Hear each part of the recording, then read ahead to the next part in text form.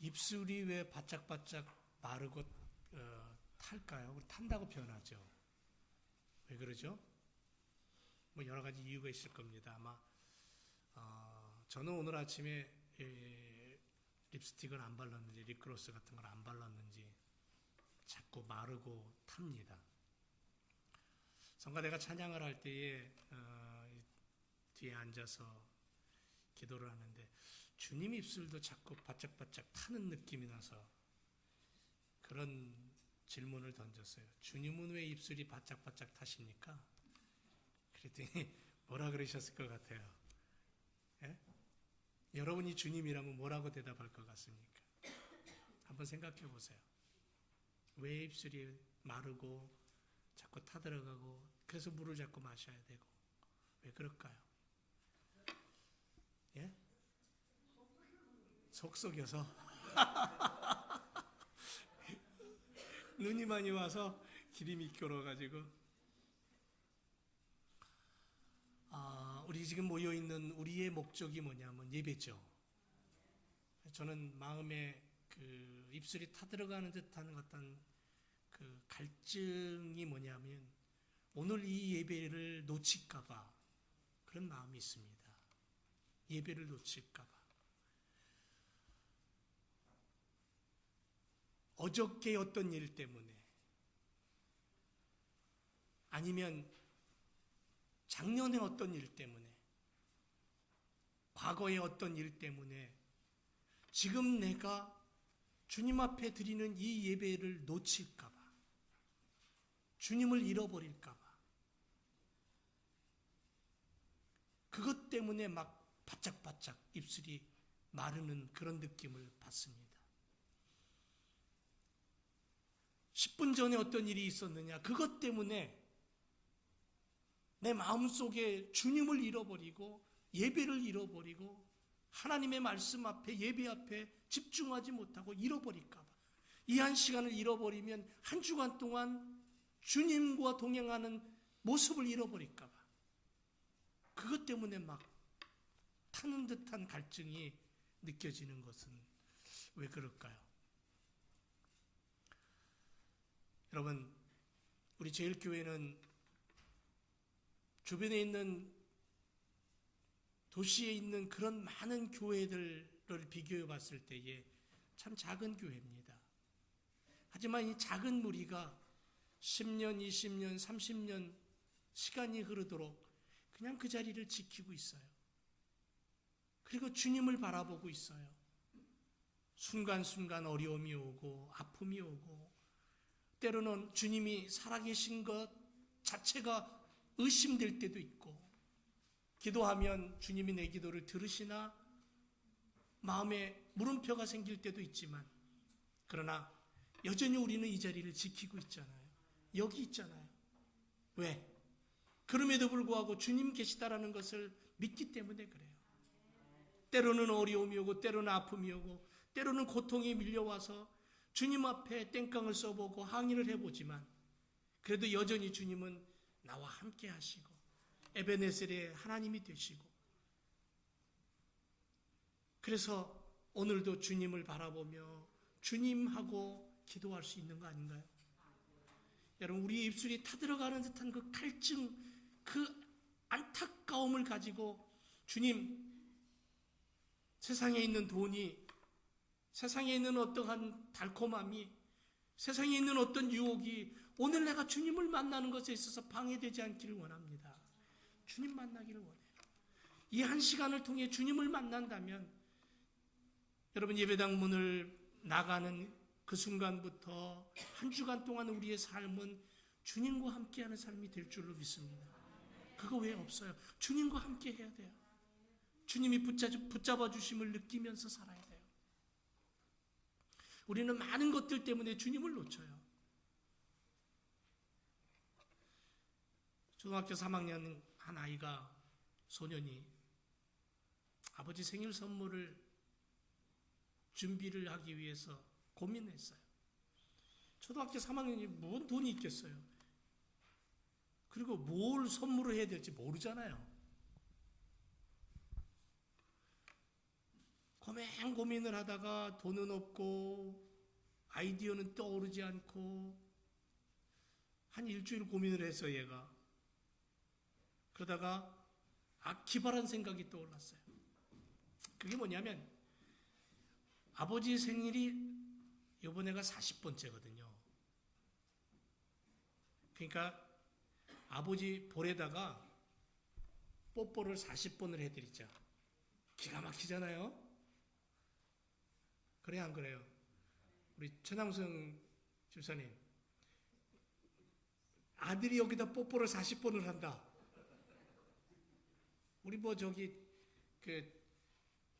황동 집사님 이제 4월 달이면 한국 이제 다녀가시는데 한국 가셔서 훈이가 여기다가 뽀뽀를 한 70번 해준다. 어떨 것 같습니까? 10살쯤 된 3학년이 몇 살입니까? 한 10살, 12살? 예. 아빠 볼에다가 정말 사랑하는 마음으로 40번 뽀뽀를 해드려야지. 그리고 생일날 아침에 아빠를 끌어안고 너무너무 기뻐서 뽀뽀를 하기 시작했어요. 쪽쪽쪽쪽 그냥 소리가 심하게 날 정도로 뽀뽀를 했어요. 1번, 2번, 3번, 10번, 10번, 12번, 13번 넘어가니까 아빠의 표정이 바뀌는 거예요. 응? 바뀌는 거예요. 여러분 같으면 어떠시겠습니까? 아버지 되시는 분들. 우리 문 집사님 어떠실 것 같아요? 네?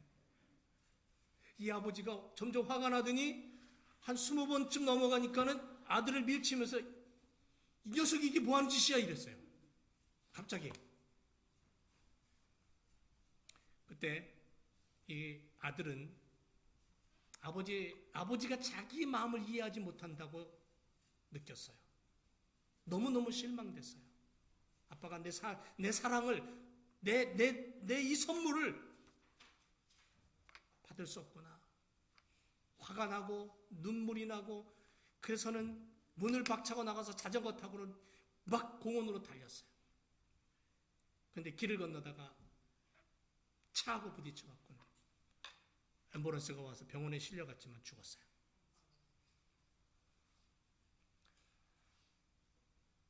평생을 그 아버지는 죄책감에 시달렸다는 얘기가 있습니다. 여러분, 사랑이라는 게 뭐예요? 편하면 할수록 강해지는 것이고 베풀면 베풀수록 아름다워지는 거예요. 그런데 사랑을 주고받는데도 인내가 필요하고 지혜가 필요하다는 거죠. 마태복음 25장에 예수님은 천국에 대해서 말씀하십니다. 천국은 그렇게 천국을 얘기하십니다. 천국을 사모하며 사는 성도들이 되라. 재림의 주님을 예비하고 사는 성도들이 되라. 이 얘기는 다른 말로 얘기하면은 주님이 가지신 영성을 가지고 천국 백성다움을 잃어버리지 말아라. 오늘 말씀에도 인자가 자기 영광으로 모든 천사와 함께 올 때에 영광을 가지고 처음 예수님이 이 땅에 오실 때에는 힘없고 연약하고 그래서 마구간의 말구 위에 태어나신 그런 예수님이었지만 재림하시는 예수님은 하늘의 영광과 능력을 가지고 이 땅에 오신다 그랬어요. 그분이 영광의 보좌에 앉아서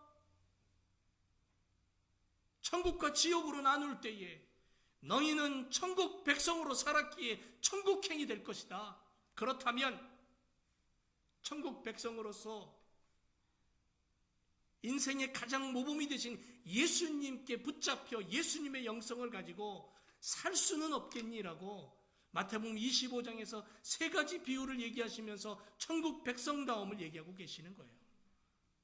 오늘 3번째는 양과 염소의 비유를 통해서 너희는 천국 백성이 되라.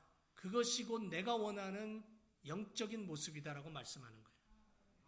여러분, 예수님이 천국에 대해 비유를 말씀하셨을 때에는 이유가 있습니다. 첫째는 뭐냐면 심판은 반드시 있다는 거예요. 두 번째는 심판 때에 양과 염소로 분명히 갈라진다는 거예요. 중간은 없다는 거죠. 천국과 지옥이에요. 양과 염소예요. 구원받은 자와 구원받지 못한 자로 나뉜다고 분명히 예수님이 얘기하시는 거예요. 세 번째는 천국을 얻게 되든지 심판을 받게 되든지 너희는 하나님의 심판 앞에 섰을 때에 구원의 백성으로 천국 백성으로 하나님의 나라를 이어받을 상속자로 그렇게 택함받고 선택되고 그 자리에 서기를 원한다. 이게 주님이 원하시는, 이 비유를 통해서 주님이 우리에게 원하시는 이유예요. 분명히 말씀합니다. 너희가 무엇을 믿었니? 누구를 믿었냐? 어떤 모습으로 믿고 살았니? 너희가 믿는 주님의 이름으로 너는 어떻게 사랑했니? 어떻게 봉사했니? 어떻게 섬겼니? 그렇게 물으실 주님 앞에 내 삶이 얼마나 중요한가를 비춰보면서 주님은 이 비유의 말씀을 내 안에 말씀하고 계시는 거예요. 다른 사람이 아니라 내 안에 말씀하시는 거예요. 성도들이 땅 위에 사는 날 동안 어떤 모습이냐는 거예요. 양과 염소 두 종류의 모습으로 살아가지만 주님은 우리에게 오늘 말씀하시는 것은 양으로 살아가라 이렇게 얘기하고 있는 거예요. 그게 주님의 영성이라는 거죠. 여러분, 양과 염소의 차이가 뭐냐면 구제와 영접, 나눔, 위로 또는 위문해 주는 것에 대해서 말씀하고 있는 거예요. 그 차이예요. 지극히 작은 자에게 한 것이 곧 내게 한 것이다. 바로 그러한 자가 양의 무리에 속한 자다. 그리고 그들이 천국을 소유하고 하나님이 그들을 의인이라고 인정해주고 영생을 얻게 될 것이다. 그러나 지극히 작은 자에게 하지 아니한 사람들은 염소의 무리 속에 속한다. 그들은 지옥행이고 영벌이 기다리고 있다. 예수님의 말씀은 아주 분명하게 둘로 딱 나눠지는 거죠. 주님의 영성은 한마디로 얘기하면 사랑의 영성이에요. 재림의 주님께서 행하실 심판의 기준은 사랑의 실천을 했느냐 안 했느냐예요. 간단합니다. 그런데 이 간단한 것 같은데 되게 어려워요. 여러분, 왜 이토록 작은 자에게 베푸는 것이 중요합니까? 지극히 작은 자를 오늘 본문에 보니까 예수님 자신으로 비유했기 때문에 그래요. 이 얘기는 뭐냐면 구원받은 자의 삶의 방식을 얘기하고 있는 거예요. 여러분, 예수 믿습니까? 정말이에요? 진짜로 정말 예수님 믿습니까? 예수님 믿는다는 얘기는 뭐냐면 나는 구원 받았습니다라는 얘기가 되는 거예요. 내 죄는 예수님 십자가의 보혈의 피로 씻겨졌습니다라는 거예요. 그 예수님 믿고 죄가 씻김 받았다는 건 뭐냐면 이전 것은 지나갔으니 보라 새 것이 되었도다라는 말씀대로 우리는 새 사람을 입은 자예요. 여전히 우리는 죄악 속에 살아가고 여전히 우리는 옛 습관에 묶여 있는지 모르지만 그러나 우리의 영을 들여다보면 주의 성령이 임하는 존재가 된 거예요. 그래서 내 안에 주의 성령이 나를 얼만큼 주장하고 나를 얼만큼 이끌어가느냐 거기에 달려있는 것뿐이에요. 우리의 삶이.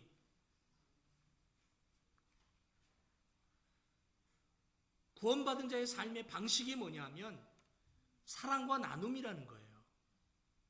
돌봄이라는 거죠.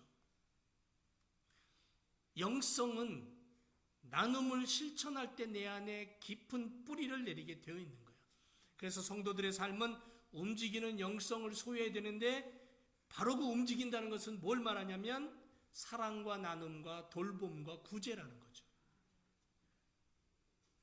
십자가 보혈과 죽으심으로 얻게 된 구원의 선물, 오직 하나님 아버지의 사랑에서 출발하는 것임을 깨닫고 그 사랑으로 행복한 사람이 되었다면, 그 사랑으로 내가 정말 구원의 사람이 되었다면 이제는 그것을 다른 사람에게 내가 나눠줄 수 있는 그러한 삶을 사는 것이 곧 예수님의 영성을 담는 삶이다. 이렇게 말씀하고 있는 거예요. 자, 이사야 58장에 이 말씀에 대한 분명한 고백을 하고 있습니다. 이사야 58장 7절 이하에 보면 또 줄인 자에게 내 식물을 나눠주고 유리하는 빈민을 내 집에 들이고 벗은 자를 보면 입히고 내 골육을 피하여 스스로 숨지 아니하는 것이 아니겠느냐. 그리하면 내 빛이 아침같이 비칠 것이며 내 치료가 급속할 것이고 내 의가 내 앞에 행하고 여호와의 영광이 내 뒤에 호위하리니 내가 부를 때에는 나 여호와가 응답하겠고 하나님의 응답이 어떻게 오느냐 하면 바로 구제와 나눔과 사랑의 실천이라는 거예요. 내가 부르짖을 때에는 말하기를 내가 여기 있다 하리니 만일 내가 너희 중에서 멍에와 손가락질과 허망한 말을 제하여 버리고 줄인 자에게 내 심령을 동하며 괴로워하는 자의 마음을 만족해 하면 내 빛이 흑암 중에서 발하여 내 어두움이 낮과 같이 되리라. 나 여호와가 너를 항상 인도하여 마른 곳에서도 내 영혼을 만족해 하고 내 뼈를 견고케 하리니 너는 물된 동산 같겠고 물이 끊어지지 아니하는 샘 같을 것이다. 이사야 선지자는 놀라운 선포를 하고 있는데 그게 뭐냐면 주님이 가지신 영성은 사랑의 영성인데 그 사랑의 영성이 어디서부터 왔냐면 하나님께로부터 왔다는 거예요. 그 사랑이 어떤 사랑이었냐면 목숨을 주고라도 얻게 하는 사랑, 십자가에 죽으시고 피 흘리심으로 나를 구원하시고 천국으로 이끌어 가시는 그 사랑. 그래서 그 사랑에 겨워 구원받은 백성들이, 구원받은 천국 백성들이 이 땅을 살아갈 때에 주님이 그렇게 사셨던 것처럼 너희도 그렇게 살아라. 이게 주님이 가지신 영적인 모습이다. 그래서 예수님이 이 땅에 사실 때에 예수님의 친구가 누구였어요? 바리새인과 사두개인들과 율법학자들은 그렇게 싫어하고 가까이 가지도 않는 고아와 과부들 아니었어요? 예수님의 친구가 누구였어요? 문둥병 걸린 자고요. 죽음의 병에 걸려 있는 자들이고 고통받는 자들이고 그런 자들이 예수님 친구가 됐어요. 때로는 과부에게 남편이 되기도 했고요. 부모가 없는 아이들에게 예수님 부모가 되어 주셨잖아요. 이 예수님의 사역을 가만히 들여다보면 예수님은 온전히 사랑의 사역을 하셨다는 거죠. 그러니까 우리가 예수님을 바라본다면 우리도 예수님처럼 그렇게 사는 것이 예수님 닮는, 예수님께 붙잡힌 영성이라는 거죠. 사랑은 움직이는 영의 사람으로 살게 하는 힘이 있습니다. 고린도 교회는 고린도후서 8장 이하에 보면 예루살렘 교회 성도들을 위해서 자기들이 가난함에도 불구하고 온 힘을 다해서 헌금해갖고 예루살렘 교회를 사랑하는 마음으로 도왔어요. 그랬을 때 고린도 교회가 성령에 충만한 교회가 됐던 거예요. 우리는 지난 몇 주 동안 우리 제일교회가 과테말라 원주민 마을에 교회를 지어주기 위한 프로젝트를 가지고 진행을 했고 동전을 모았고 헌신 예배를 지난주에 드렸어요. 그리고 원주민 마을에 건축 헌금을 드렸어요. 아이들까지 한 마음으로 함께 한 마음 되어서 뭉쳤어요. 놀라운 거는 우리 한 3주 정도 했나요? 기도하면서 한 3주 정도 우리가 해서 지난주에 헌금 나온 거 정리해가지고 이영재 선교사님에게 지난 수요일날 가시기 전날 드렸는데 얼마가 나왔냐면 11,000불이 나왔어요. 11,000불이 넘었어요. 화요일날 우리 교회 나오다가 지금은 멀리 있어서 못 나오는 명호 형제 레오문스타까지 신방을 좀 갔더니 그 이야기를 듣고는 그 자리에서 자기도 건축헌금 하겠다고 1,000불을 써서 체크를 주는 거예요. 우리는 이게 가능할까 하는데 주님의 이름으로 시작을 하니까 주님의 이름으로 한 마음으로 뭉쳤더니 주님이 일을 하시더라는 거죠. 우리 마음을 움직이신 거예요. 그래서 주님이 기뻐하신 일을 우리는 할 수 있었습니다. 갈라디아서 5장 22절에 보면 성령의 열매가 나오는데 그 중에 제일은 사랑의 열매였습니다. 우린 여기서 한 가지 짚고 넘어가야 되는데, 선을 행하고 구제하고 돌보는 것이 마치 구원의 조건처럼 생각하는 사람들이 있습니다.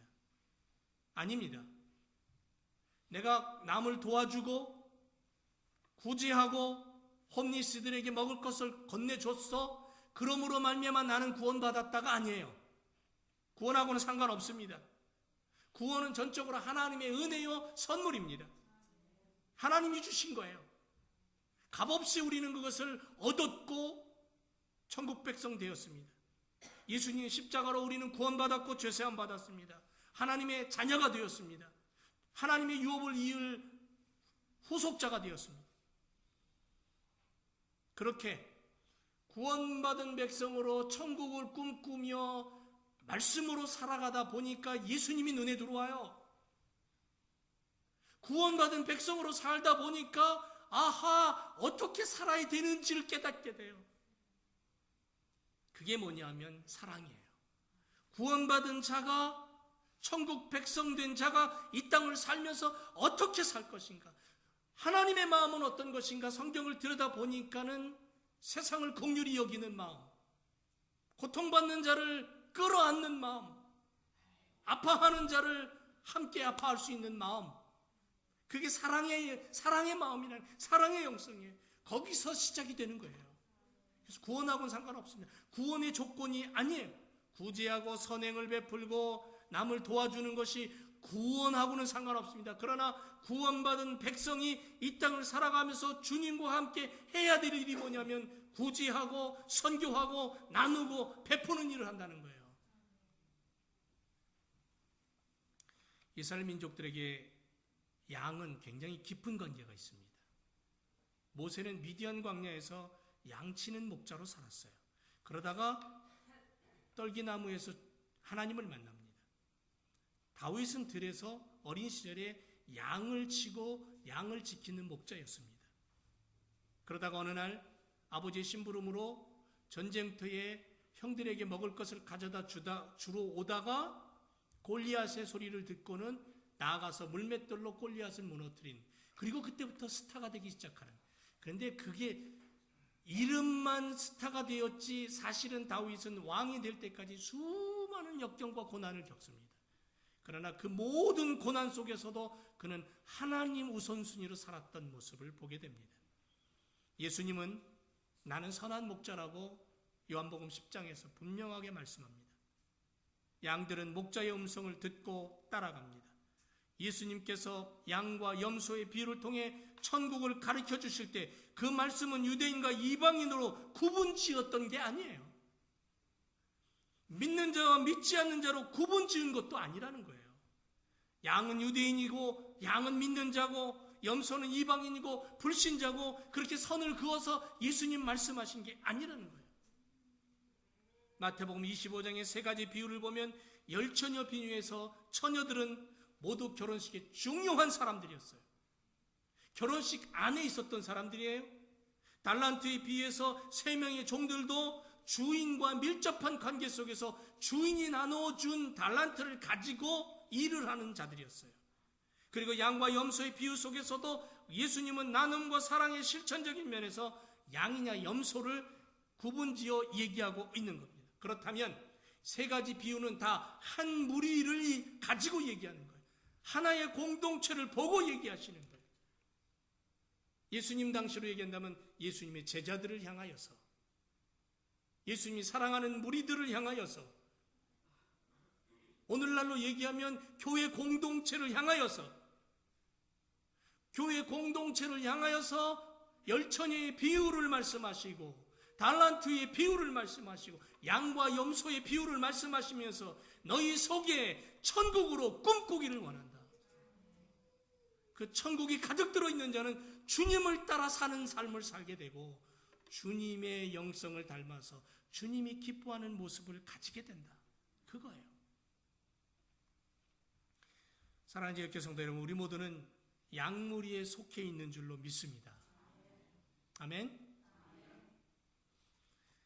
주님의 영성을 담기 위해 기도하고 달려가고, 그래서 참된 그리스도인의 모습으로 살아갈 때에 우리 오늘 예수님 말씀하신 것처럼 양무리에, 염소무리가 아닌 양무리에 속해 있는 자로 서야 될 줄로 믿습니다.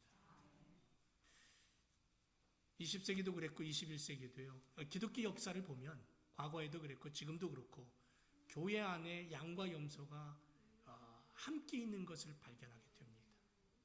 때로는 교회를 자기의 이권에 의해서 끌어가려고 하는 사람도 있고요. 자기의 욕심 때문에 교회를 망가뜨리는 사람도 있고요. 자기의 욕심 때문에 교회를 팔아버리는 사람도 있고요. 지금도 그런 일들이 있습니다. 교회는 주님의 핏값으로 사신 곳이에요. 주님이 교회의 머리가 되시고 성도들은 교회의 지체가 된다고 그랬잖아요. 우리가 성경의 원리를 그대로 접목시켜서 교회 안에 우리가 바라보면은 우리는 주장할 게 없잖아요. 오직 하나, 주님만 바라보고 서로 사랑하고 아끼고 주님이 가진 영성을 실천하기 위해서 서로 교제하고 나누고 돕고 이해하고 덮어주고 그리고 함께 손을 잡고 주님이 기뻐하시는 예배를 드리고 주님이 기뻐하시는 복음을 전하는 삶을 살아야 될 줄로 믿습니다. 오늘 예수님이 비유하신 이 양과 염소의 비유의 말씀 속에서 우리가 뭘 발견하냐면 사랑의 동기가 순수했다라는 거예요. 굶주린 자, 헐벗은 자, 가난한 자, 아무에게도 관심받지 못하는 자들, 병든 자들 아무 조건 없이 도와줬어요. 오늘 말씀해 보니까 그때의 임금이 그 오른편에 있는 자들에게 이르되 내 아버지께 복받은 자들아 나와 창세로부터 너희를 위하여 예비된 나라를 상속하라. 천국의 하나님의 상속권자가 되는 거예요. 유업을 물려받은 자가 되는 거예요. 그때의 35절에 보니까 34절에 그때 임금이 그렇게 오른편에 있는 자들에게 얘기했더니 35절에 예수님이 줄일 때에 너희가 먹을 것을 주었고 목마를 때에 마시게 하였고 나그네 되었을 때 영접했다. 벗었을 때에 옷을 입혔고 병들었을 때에 돌아봤고 옥에 갇혔을 때 와서 보았다. 그랬더니 오른편에 있던 의인들이 뭐라고 얘기하냐면 주여 우리가 어느 때 그렇게 했습니까? 언제 줄이신 것을 보고 공개했고 언제 목마르신 것을 보고 마시게 했고 언제 나그네 되신 것을 보고 영접했으며 벗으신 것을 보고 옷 입혔습니까? 언제 병드셨습니까? 언제 옥에 갇히셨습니까? 우리가 언제 그런 일을 했습니까? 라고 되묻습니다. 그때에 임금은 이렇게 얘기합니다. 지극히 작은 자에게 한 것이 곧 내게 한 것이다. 여기 임금은 예수님을 상징하는 거예요. 예수님이 지극히 주님의 이름으로 하나님 아버지의 이름으로 지극히 작은 자에게 했을 때에 소자 하나에게 냉수 한 그릇을 대접해도 어떻게 된다? 그게 기억되고 상급이 있다 그랬어요.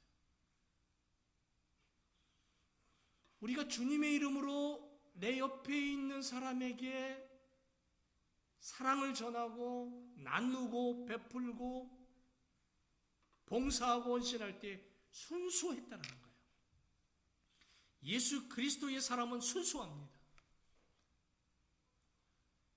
우리 가까운 예로 이영길 선교사님 네 분이 과테말라에 가서 거기서 그 일을 하는 건 이유가 있어서가 아니에요. 어떤 조건이 있는 것도 아니에요.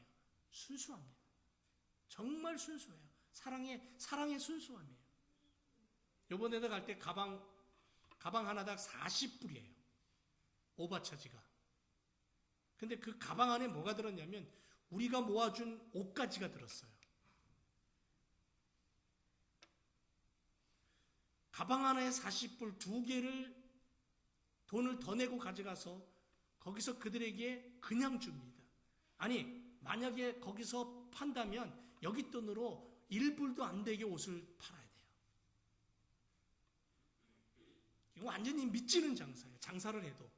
그런데 그렇게 하는 이유가 뭐냐면 순수하기 때문에 이문을 남기기 위한 게 아니에요. 복음을 전하는 자에게 있어서 이문을 남기는 게 아니에요. 순수한 사랑의 동기 주님의 말씀을 붙들고 가는 거예요. 또 하나 기회를 놓치지 않았다는 거죠.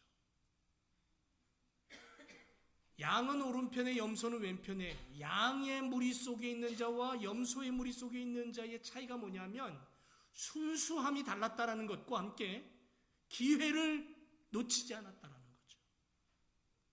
주님의 표현을 빌리자면 양무리에 속한 자들은 굶주린 자를 봤어요. 목마른 자를 봤어요. 헐벗은 자를 봤어요.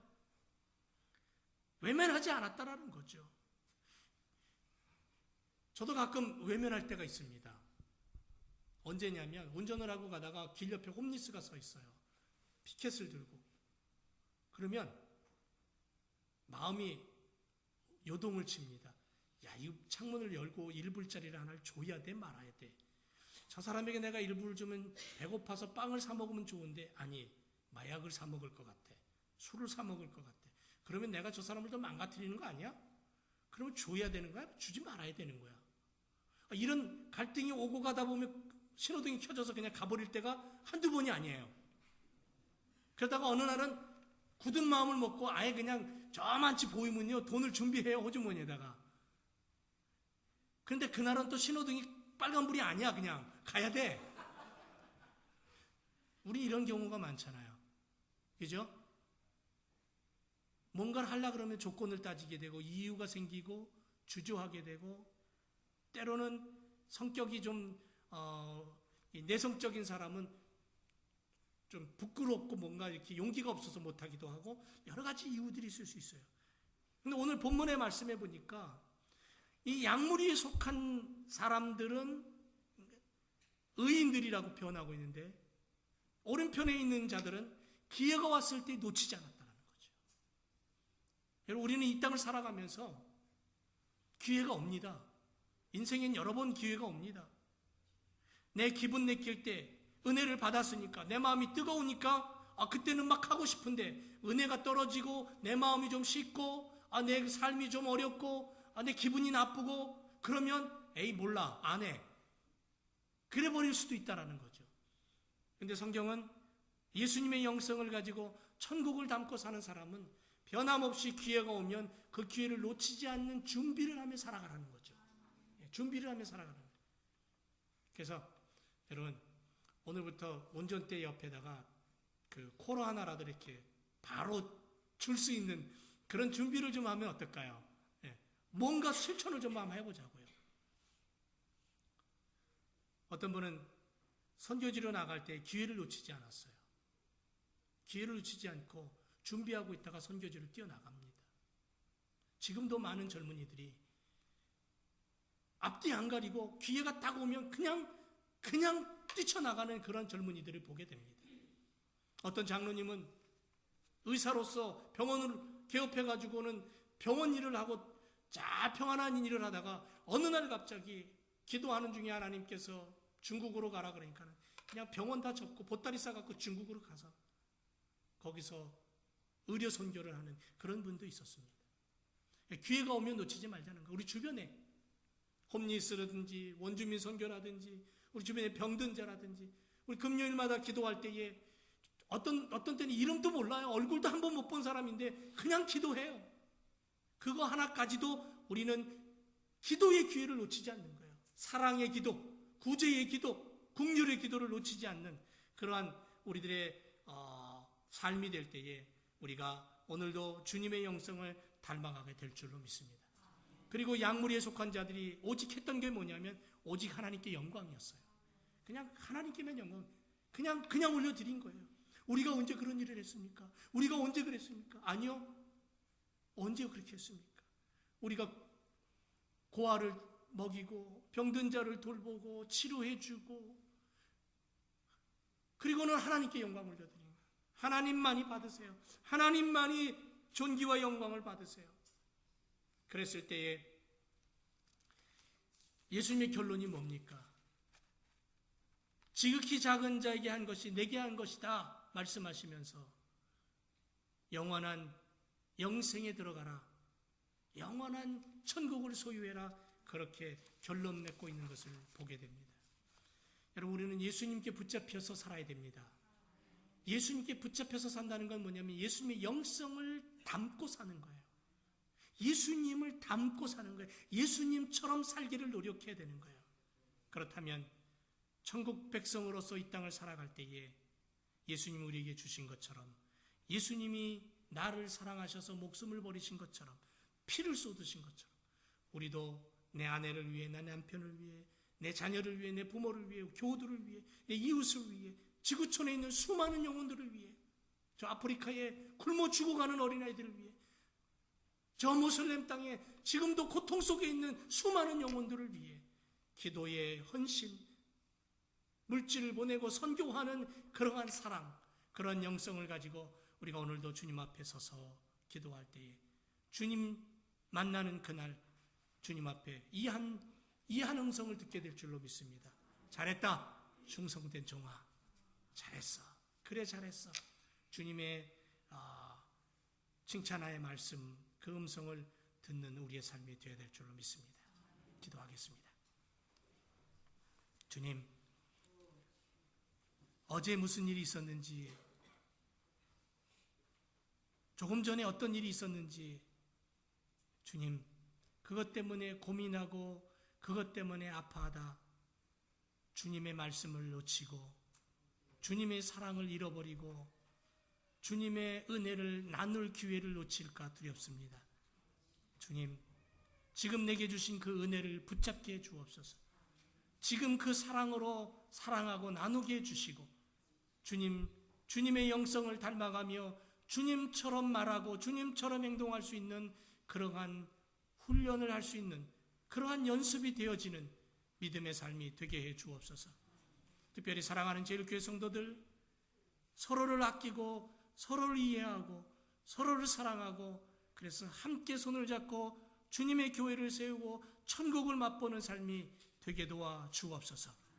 주님의 영성을 가지고 세상을 보고 기도하게 하시고 섬기게 하여 주옵소서.